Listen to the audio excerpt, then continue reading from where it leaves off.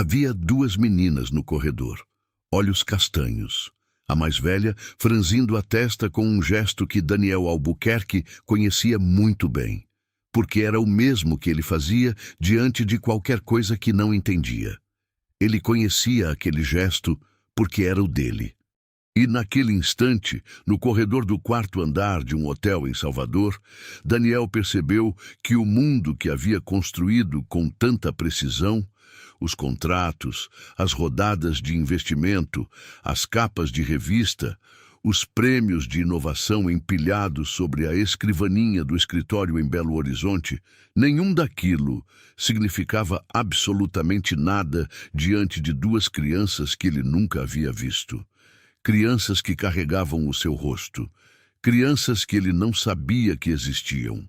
A voz veio antes que ele pudesse reagir, aguda, pequena, com a naturalidade de quem ainda não aprendeu que há palavras que mudam tudo.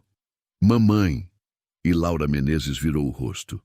Não havia surpresa nos olhos dela. Havia algo mais difícil de nomear.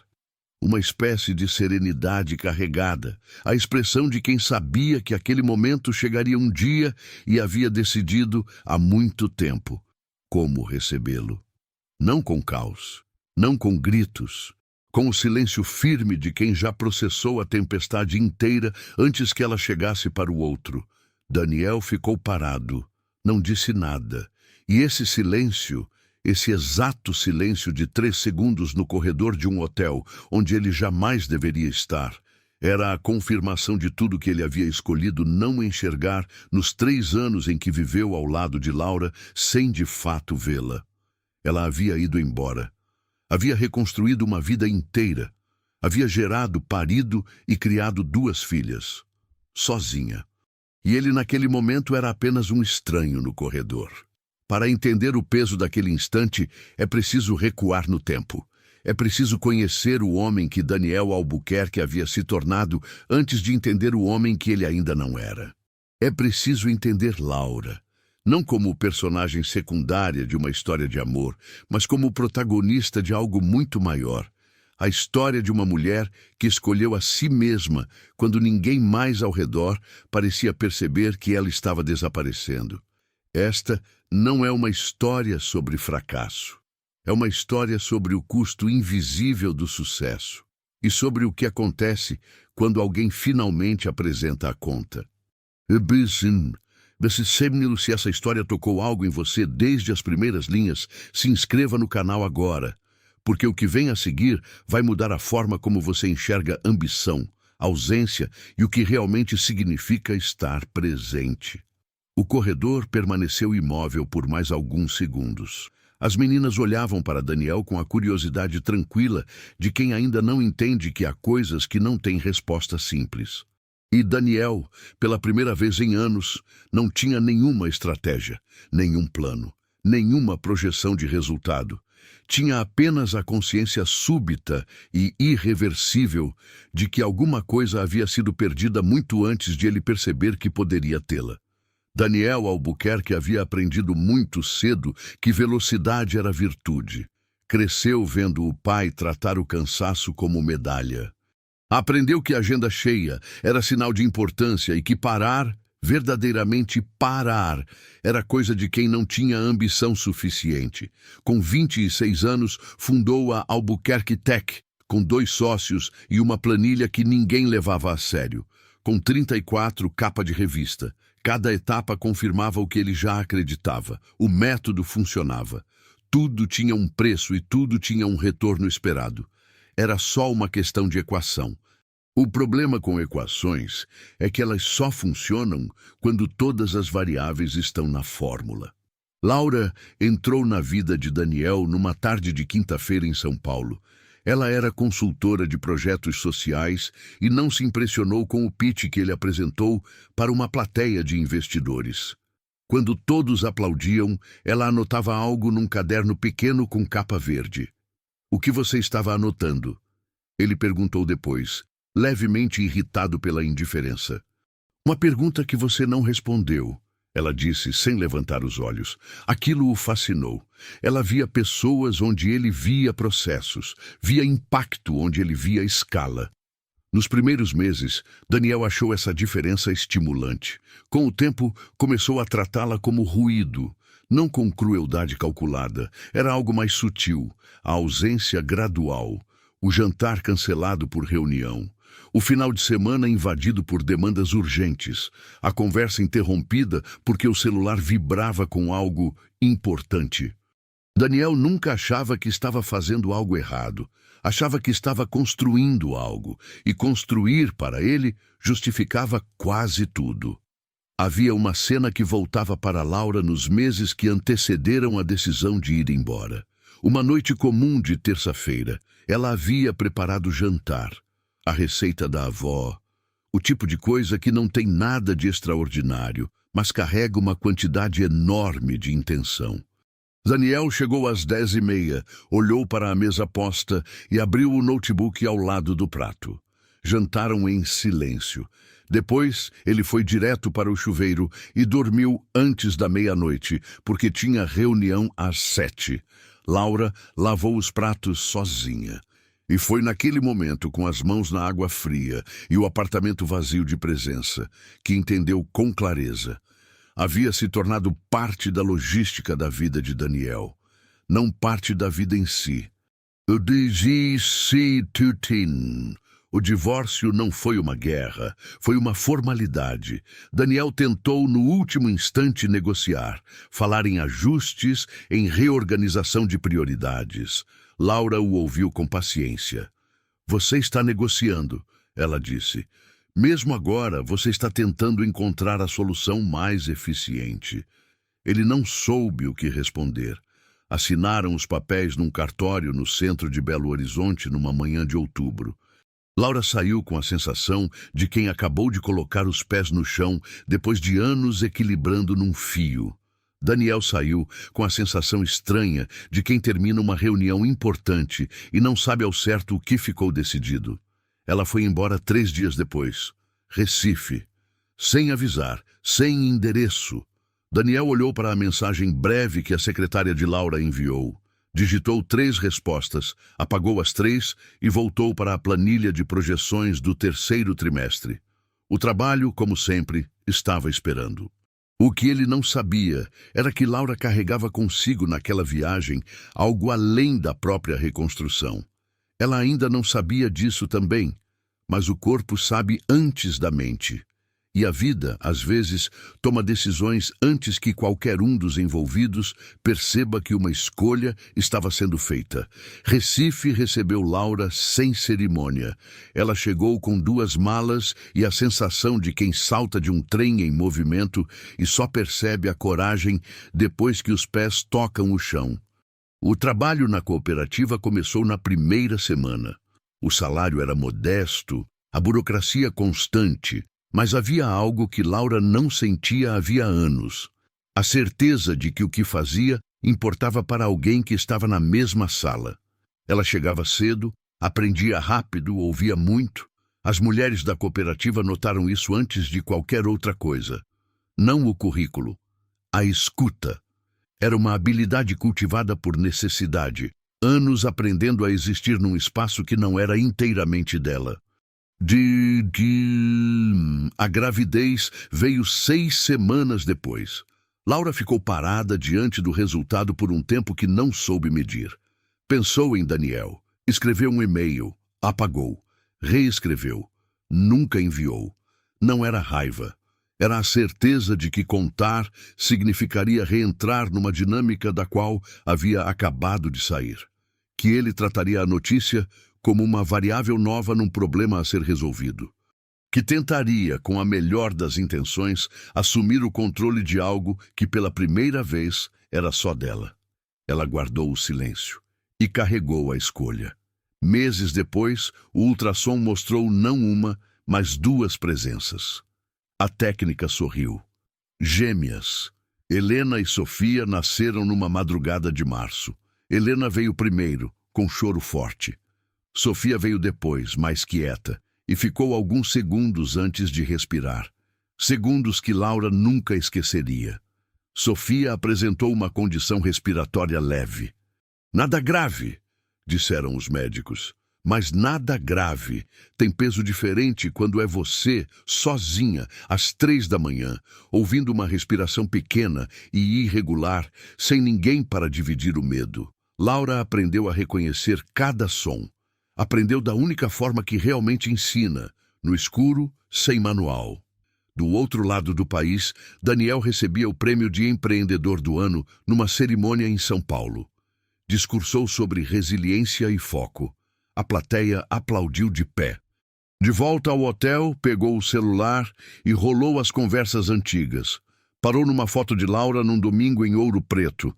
Ela de costas, olhando para a cidade velha, com o vento no cabelo. Ficou olhando por mais tempo do que gostaria de admitir. Depois fechou o aplicativo e dormiu. A vida de Daniel continuava em movimento. Ele só não sabia mais ao certo para onde ia. O Fórum Nacional de Inovação Social aconteceu em Salvador num fim de setembro quente e úmido. 230 participantes. Palestrantes de 8 estados. A Albuquerque Tech era uma das patrocinadoras principais. Logo na entrada, no banner maior. A cooperativa de Laura era uma das convidadas. Projeto de impacto regional, dissera o e-mail do comitê organizador. Presença confirmada para a sessão de terça à tarde. Laura leu o nome do patrocinador principal sem dar importância. Deveria ter dado. Eles se viram no corredor antes da sessão. Daniel a reconheceu primeiro.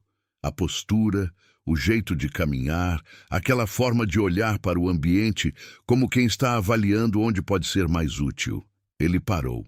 Ela virou. 2 segundos de silêncio carregaram tudo que não havia sido dito em 2 anos. O cumprimento foi formal, correto. Os 2 profissionais que um dia foram casados agindo com a cortesia reservada para situações que não têm protocolo definido. Conversaram por alguns minutos sobre o evento, sobre os projetos, sobre nada que importava de fato. Daniel percebeu que Laura respondia perguntas pessoais com precisão cirúrgica. Dava informação suficiente para encerrar o assunto sem abrir espaço para o seguinte. Era uma habilidade nova. Ou talvez sempre existisse e ele nunca tivesse prestado atenção. Num momento, o celular dela vibrou. Ela olhou rapidamente e virou a tela, mas não antes de Daniel ver por menos de 2 segundos a foto na tela de bloqueio. 2 meninas, pequenas, sorrindo. Ele não disse nada. Mas a imagem ficou. Durante a sessão da tarde, enquanto Laura apresentava os resultados da cooperativa, Daniel ficou numa cadeira no fundo da sala. Ouviu, observou. Ela havia mudado, não de forma óbvia, mas no sentido em que mudam as pessoas que passaram por algo grande e saíram do outro lado mais inteiras do que entraram. Havia uma segurança nela que ele não reconhecia. Uma leveza que não precisava de aprovação. Quando a sessão terminou e os participantes se dispersaram, Daniel tentou retomar a conversa. Laura foi educada e breve. Tinha compromisso, desculpe. Foi bom te ver. E foi embora antes que ele pudesse formular a próxima frase. Daniel ficou parado no meio do corredor, entre grupos de pessoas conversando animadamente, com a sensação incômoda de quem percebe, tarde demais, que fez a pergunta errada a vida toda. A foto das meninas não saía da cabeça. Naquela noite, ele tomou uma decisão que não havia planejado. Iria até o hotel dela, terminar a conversa, esclarecer o que precisasse ser esclarecido. O que ele encontrou naquele corredor mudaria tudo.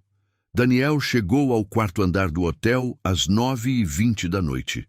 Não havia planejado o que diria, raramente planejava conversas, preferia improvisar, confiar no próprio raciocínio rápido. Era assim nos negócios, havia funcionado por anos. Ouviu as vozes antes de chegar à porta.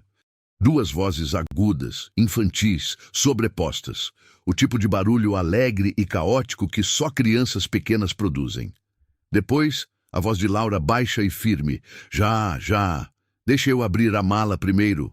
Daniel parou no meio do corredor. A porta do quarto se abriu. As meninas surgiram primeiro de pijama, com aquela energia inexplicável de crianças que deveriam estar com sono, mas decidiram que não estão. Correram pelo corredor por 2 segundos, antes de Laura aparecer na porta e chamá-las de volta. Foi quando ela viu Daniel. O silêncio que se seguiu era diferente do silêncio da tarde. Este tinha peso, tinha história, tinha 2 crianças no meio.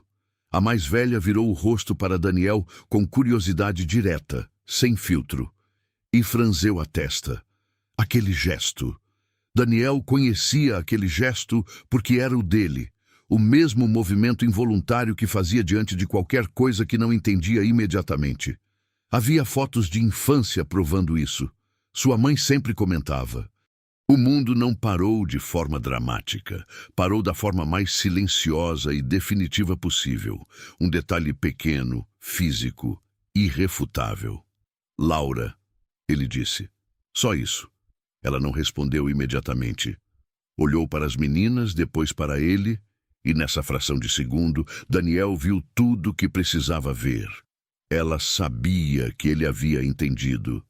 E havia se preparado para esse momento há mais tempo do que ele poderia imaginar. Entre, ela disse por fim. A gente precisa conversar. Era a frase mais simples que ela poderia ter dito, e a mais pesada. As meninas dormiram rápido. Helena abraçada a um urso de pelúcia surrado. Sofia com a respiração leve e ritmada que Laura aprendera a monitorar mesmo dormindo. Daniel ficou olhando para elas por mais tempo do que percebeu. Laura esperou. Sentada na única cadeira do quarto com os braços cruzados, não em postura defensiva, mas com a contenção de quem já processou essa cena muitas vezes na própria cabeça antes que ela acontecesse de verdade. Por que você não me contou? Ele perguntou por fim. A voz saiu mais baixa do que pretendia. Porque eu conhecia a resposta. Laura disse. Você teria assumido o controle, com boas intenções, mas teria assumido. Daniel quis contestar. Pensou em 3 argumentos em 2 segundos. Engoliu os 3, porque ela tinha razão. E ele sabia disso. Eu tinha direito de saber, ele disse. Sim, ela concordou, sem desviar o olhar. E eu errei nisso, mas você também errou. Só que o seu erro durou 3 anos. Não havia crueldade na voz dela. Havia algo pior, clareza. Daniel ficou em silêncio. Olhou para Helena, para Sofia. Procurou nos rostos pequenos alguma coisa familiar e encontrou mais do que esperava. Não só o gesto de franzir a testa, mas a forma como Helena inclinava a cabeça ao dormir, idêntica à dele numa foto de quando tinha 4 anos. 2 anos de vida. 2 anos de primeiras palavras, primeiros passos, primeiros medos noturnos. 2 anos que ele não poderia recuperar. Como elas se chamam? Perguntou. Helena e Sofia. Ele repetiu os nomes em silêncio, como quem aprende algo que deveria ter sabido há muito tempo. Saiu do quarto 1 hora depois, sem ter resolvido nada. Sem acordo, sem plano. Sem a solução eficiente que o cérebro dele insistia em procurar. Desceu as escadas em vez de esperar o elevador. Precisava do tempo. Do lado de fora do hotel, o calor de Salvador ainda estava no ar mesmo de noite. Ele ficou parado na calçada por alguns minutos, sem pegar o celular, sem checar e-mails, sem fazer nada produtivo. Apenas ficou parado. Era uma sensação que não reconhecia. E que, pela primeira vez em muito tempo, não tentou afastar. Daniel voltou para Belo Horizonte na manhã seguinte. Não contou nada para ninguém. Nem para a sócia, nem para o assistente, nem para a terapeuta que havia consultado 2 vezes no ano anterior e depois abandonado por falta de tempo. Carregou a informação sozinho, como se precisasse entendê-la antes de deixá-la existir em voz alta. Nos primeiros dias, funcionou no piloto automático. Reuniões, decisões, e-mails. Por fora, tudo normal. Por dentro, os nomes repetindo. Helena, Sofia. Na quinta-feira, ligou para um advogado especializado em direito de família. Conversa curta, sem detalhes. Só queria entender o que a lei dizia. Ouviu, agradeceu, desligou. Na sexta, ligou de volta e marcou uma consulta formal. No fim de semana, abriu o notebook e ficou por 1 hora olhando para a agenda dos próximos 3 meses. Viagens, compromissos, eventos internacionais. A vida que havia construído, organizada em blocos de 30 minutos. Fechou o notebook sem alterar nada, mas ficou olhando para a tela preta por um longo tempo. Também foi nessa semana que o departamento financeiro trouxe uma inconsistência pequena numa auditoria de rotina. Valores repassados à cooperativa de Recife, a de Laura, não fechavam com os contratos originais. A diferença era pequena, o tipo de coisa que poderia ser erro administrativo. O diretor financeiro sugeriu arquivar como pendência menor. Daniel pediu para aprofundar, não por desconfiança em Laura. Havia algo no tom dela, na forma como conduziu aquela conversa no hotel, que dispensava qualquer suspeita. Mas havia outra razão, mais difícil de admitir.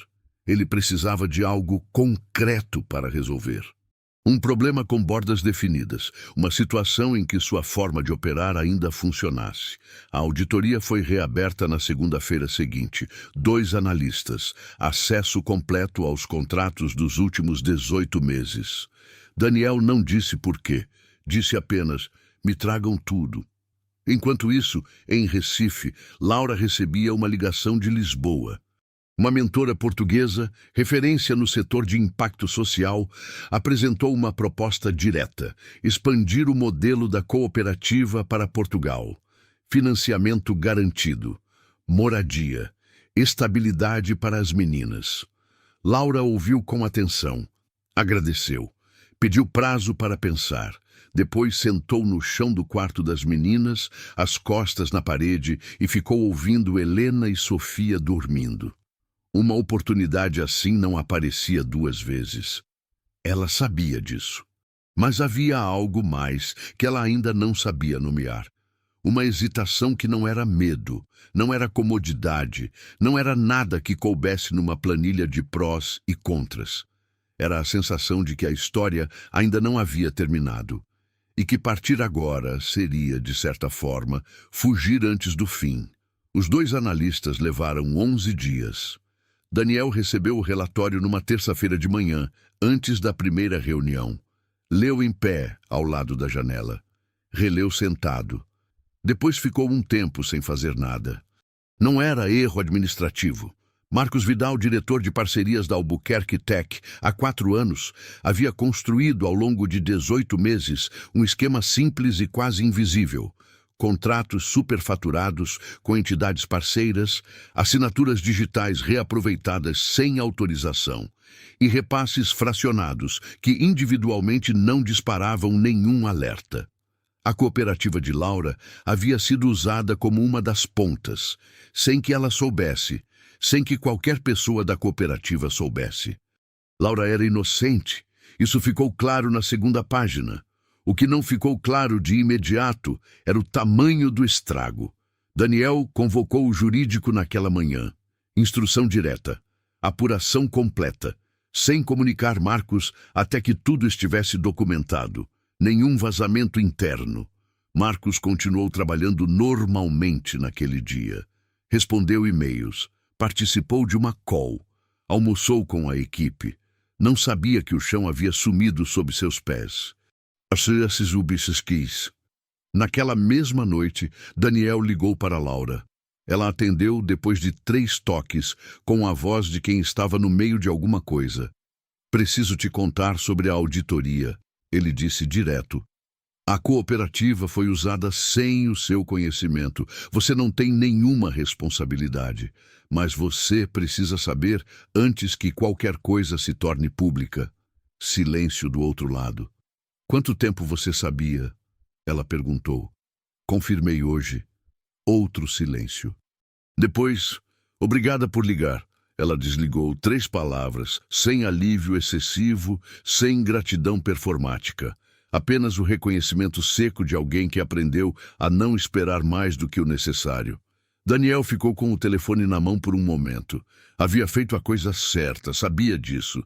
E sabia também que fazer a coisa certa uma vez não apagava os anos em que havia feito o contrário.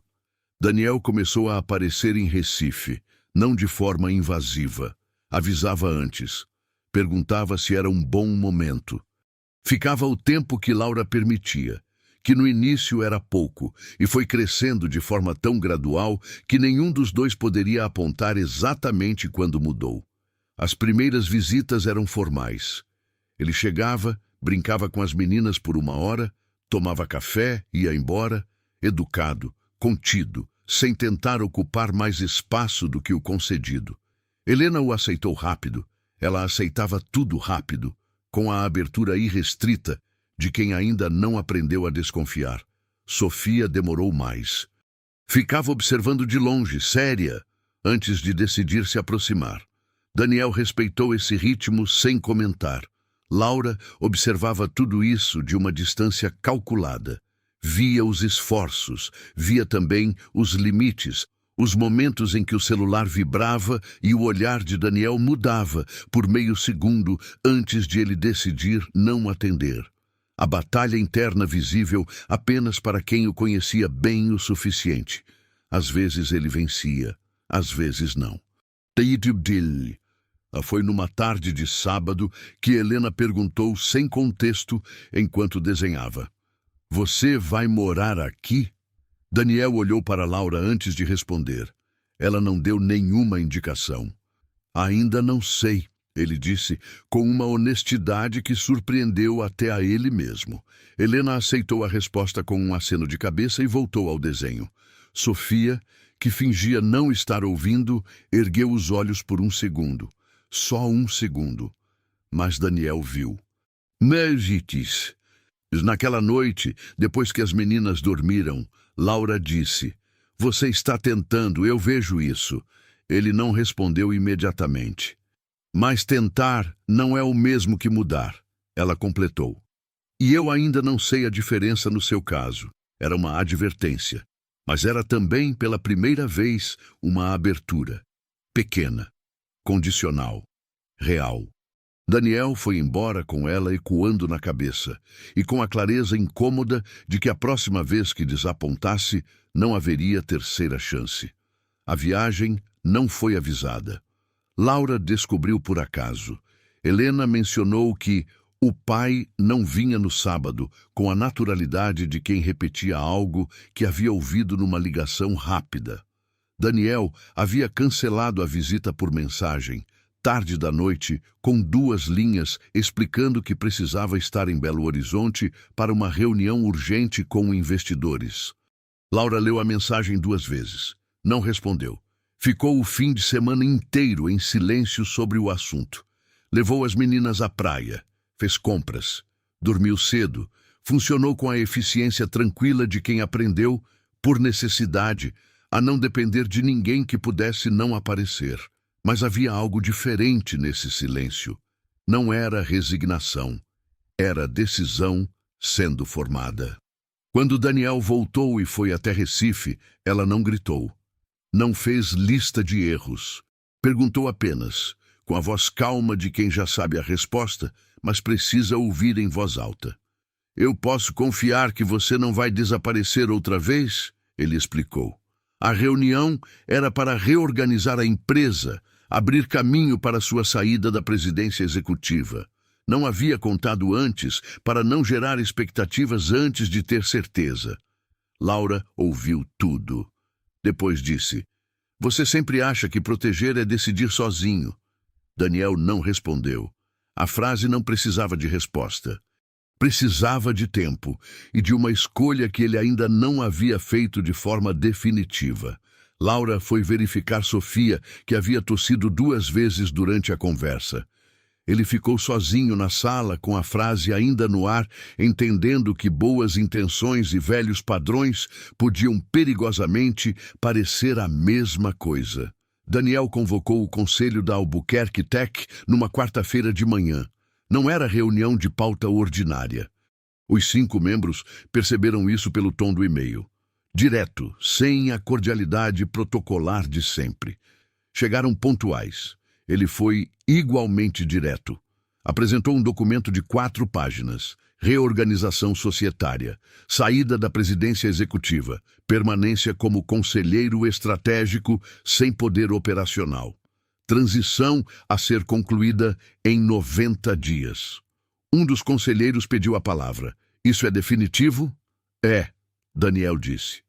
Posso perguntar o motivo? Tenho prioridades que a presidência executiva não me permite honrar. Não disse mais do que isso. Não precisava. O documento foi aprovado na mesma reunião. A decisão não nasceu naquela quarta-feira. Havia sido construída em camadas, na calçada de Salvador depois de sair do hotel, na agenda olhada e fechada sem alteração, nas visitas a Recife, na frase de Laura ecoando: "Você sempre acha que proteger é decidir sozinho." Desta vez, ele havia decidido diferente. Havia decidido abrir mão do centro do palco antes de ser forçado a escolher entre o palco e tudo mais. Era a primeira decisão em anos que não tinha planilha de retorno esperado. Naquela mesma tarde, Helena perguntou durante o jantar, com a lógica direta das crianças que ainda não aprenderam a suavizar as perguntas: "Família pode morar em 2 lugares?" Laura ficou quieta por um segundo. Daniel olhou para a menina. Aquela testa franzida, aquele jeito de esperar resposta, como se a verdade fosse sempre simples. "Pode", ele disse. "Mas às vezes, a família decide morar no mesmo." Helena considerou isso por 2 segundos e voltou ao prato. Sofia, do outro lado da mesa, não disse nada. Mas parou de comer por um momento e olhou para os 2 adultos com aquela atenção silenciosa que tinha desde pequena. A mesma atenção que Laura usava para ouvir o que não era dito em voz alta. Algumas heranças não precisam de explicação. Daniel apareceu em Recife 3 dias depois sem avisar. Laura abriu a porta e ficou um segundo sem falar, não por surpresa, mas pela expressão dele. Havia algo diferente. Não era o Daniel que chegava com soluções prontas. Era outro, mais quieto, menos armado.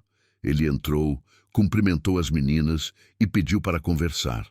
Sentados à mesa da cozinha, ele abriu a pasta e colocou os documentos à frente dela, sem discurso. A reorganização societária. Sua saída formal da presidência executiva. A assinatura já reconhecida em cartório. Laura leu com calma, página por página. Quando terminou, ficou olhando para a última folha por um momento.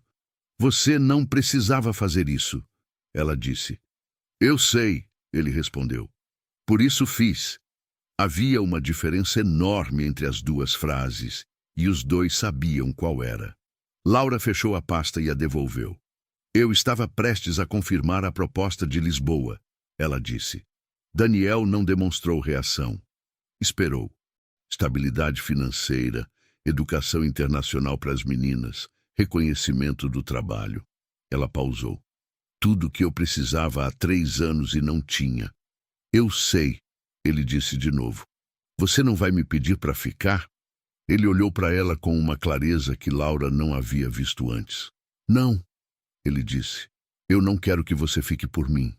Quero ficar por vocês." A diferença entre as 2 frases também era enorme. Laura ficou em silêncio por um tempo. Lá dentro, Helena e Sofia conversavam sobre algo com a seriedade cômica de crianças pequenas resolvendo problemas importantes. "Você entende que isso não resolve tudo", ela disse por fim. "Que um documento não apaga um padrão." "Entendo", ele disse. "Mas é onde eu começo." Laura olhou para a pasta sobre a mesa. Para ele, para a porta do quarto onde as meninas estavam. Não respondeu naquele momento, mas não pediu que ele fosse embora. E isso, por ora, já era uma resposta. A transição da presidência foi concluída em 92 dias, sem cerimônia, sem jantar de despedida, sem matéria na imprensa. Daniel pediu especificamente isso e o conselho respeitou. A nova presidente executiva assumiu numa segunda-feira comum, com uma reunião de alinhamento às 9 da manhã, na qual Daniel não estava presente. Ele havia entregado o crachá na sexta anterior. O segurança da recepção, um homem chamado Rogério, que trabalhava ali havia 6 anos e sempre cumprimentava Daniel pelo nome, olhou para o crachá, depois para ele e disse com naturalidade: "Preciso registrar a saída definitiva no sistema." Daniel disse que sim. Rogério digitou algo, carimbou um formulário e devolveu uma cópia. "Tudo certo, senhor." "Senhor." Não mais pelo nome. Era um detalhe pequeno. Mas Daniel o carregou saindo do prédio. Marcos Vidal foi desligado na mesma semana após a conclusão da apuração interna. O processo seguiu para as instâncias competentes com toda a documentação levantada pela auditoria, sem escândalo público, sem declaração da empresa para a imprensa. Os mecanismos institucionais funcionaram como deveriam, sem espetáculo, sem clemência desnecessária. A cooperativa de Laura recebeu uma comunicação formal, isentando-a de qualquer responsabilidade e regularizando os repasses pendentes. Ela assinou o recebimento e arquivou. Daniel passou os primeiros dias depois da saída sem saber o que fazer com o próprio tempo. Acordava às 6 por inércia. Ficava olhando para o teto por 20 minutos antes de lembrar que não havia reunião às 7. Abria o e-mail e encontrava uma fração do volume de antes. Pegava o celular para resolver algo urgente e percebia que urgente, agora, tinha uma definição completamente diferente. A identidade que havia construído por 15 anos, fundador, presidente, referência, o nome no banner da entrada, havia sido trocada por uma linha num organograma sem poder operacional. Ele havia pedido isso, havia assinado isso. E ainda assim, a leveza que esperava não chegou imediatamente. O que chegou primeiro foi um vazio estranho, não de arrependimento, mas de desorientação, como alguém que carregou um peso por tanto tempo que, quando o pousa, não sabe ao certo como andar sem ele. A terapia ajudou, lentamente e sem respostas prontas, da forma que as coisas que realmente funcionam costumam operar. Numa tarde de terça-feira em Recife, Daniel trocou a fralda de Sofia enquanto Laura atendia uma ligação da cooperativa. Demorou mais do que deveria. Sofia colaborou pouco, distraída por um mobile de elefantes no teto. Mas quando terminou, quando Sofia o olhou com aquela seriedade pequena e séria e depois sorriu do nada, sem motivo aparente, Daniel percebeu que havia algo naquele momento que nenhum prêmio, nenhuma capa de revista, nenhuma rodada de investimento havia produzido. Não era euforia, era presença. A diferença entre as duas, ele estava começando a entender, era tudo. A varanda do apartamento em Recife dava para o mar. Era noite. As meninas dormiam. Na parede do quarto delas, um desenho feito com lápis de cor mostrava 4 figuras de mãos dadas, 2 grandes, 2 pequenas. Helena havia assinado embaixo com letra torta: agente. Laura ficou olhando para o mar por um tempo antes de falar. "Eu não vou embora." Daniel, ao lado dela, esperou. "Não estou ficando por você," ela continuou. "Estou ficando porque quero que a gente construa algo juntos." Com essa diferença clara. Com essa diferença clara, ele repetiu. Não era um recomeço no sentido romântico da palavra. Não havia música, não havia promessas elaboradas. Havia 2 adultos numa varanda, com o peso real do passado entre eles e a escolha consciente de não deixar que esse peso decidisse pelo futuro. Sofia apareceu na porta com o cabelo bagunçado e os olhos semicerrados. "A gente pode ser os 4 agora?" ela perguntou, com a simplicidade de quem ainda acredita que as coisas difíceis têm respostas simples. Laura segurou a mão de Daniel. "Agora somos," ela disse. "Poder sem presença é só barulho. Sucesso sem pertencimento é só velocidade em direção a lugar nenhum. E silêncio, o silêncio de quem observa, resiste e reconstrói, tem mais força do que qualquer discurso." Daniel aprendeu isso da forma mais cara possível, perdendo 2 anos de 2 vidas que eram suas e não sabia. Laura já sabia. Havia aprendido sozinha, no escuro, sem plateia. A história deles não terminou num final perfeito, terminou num começo honesto, que é, no fim, a única forma de começar algo que vale a pena durar. Se essa história tocou em algo que você reconhece, se inscreva no canal e ative o sininho. Histórias como essa chegam toda semana. Deixa um like se você acredita que presença vale mais que performance. E comenta aqui de onde você está assistindo. Quero saber onde essa mensagem chegou.